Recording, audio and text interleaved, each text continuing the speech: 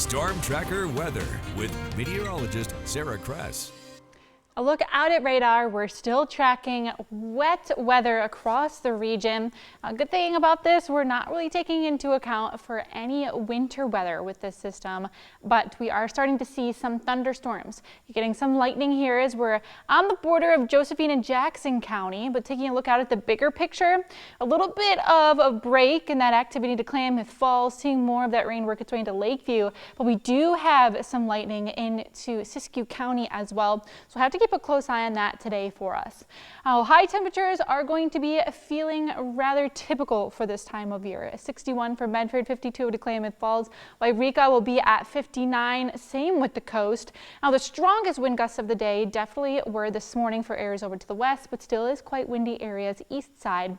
But one of those big concerns along with the wind also is going to be the risk for some thunderstorms. And to that dark green area, we have a marginal risk for some severe weather today, which means we could get 1 or 2 strong to severe storms that comes with hail, gusty winds along with it, and the small possibility to see some spin into the air. It could get a light or weak tornado. But again, as we work our way through the day today, we will be dealing with more of those showers.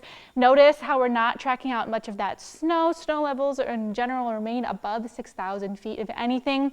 As we work our way overnight tonight, activity does dwindle slightly, starting off tomorrow on more of the drier side. But that next system does move in, and by tomorrow afternoon, we're going to start seeing more rain work its way in along the coast, becoming widespread by the time you are heading home from work tomorrow. And then you'll see showers continue into your overnight, but this does wrap up quickly. Friday afternoon is looking like it is going to be on the drier side. Overnight tonight, like I mentioned, we will still see that shower activity continuing on. Winds settle a bit more areas over to the east side, but until 4 p.m. today, we still have a high wind warning in place for Lake and eastern Klamath counties.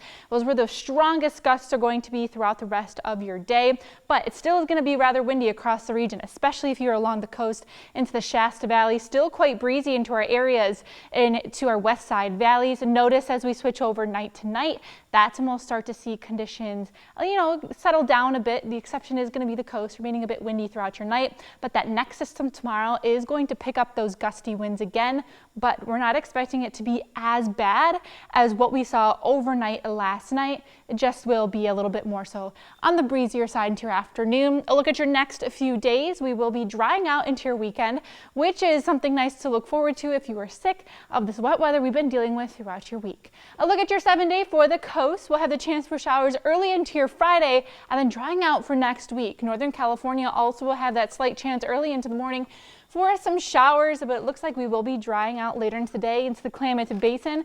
Temperatures are a bit more mild over the weekend as well. Ground might be a little bit soggy, but not too bad if you're looking to head outside. Over into the mountains, snow is not going to be too big of a concern. Expect it only up into those higher elevations like Crater Lake.